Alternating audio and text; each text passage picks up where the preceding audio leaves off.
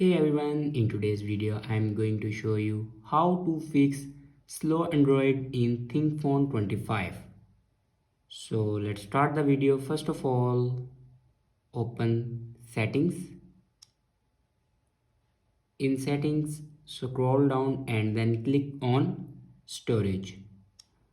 Now here you can check how much storage will be used. And after that, go back to the main page and then open files. On top left corner you can see these three lines.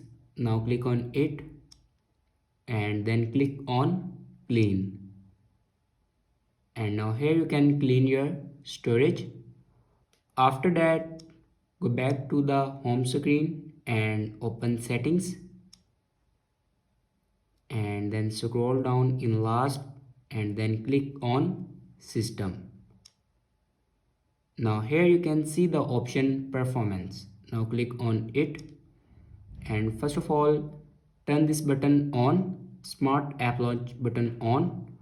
After turning this button on, then you can see the option RAM boost. Now click on it, and now here you can select any extended memory option. After that, your problem will be fixed. I hope this video is helpful for you. Thanks for watching.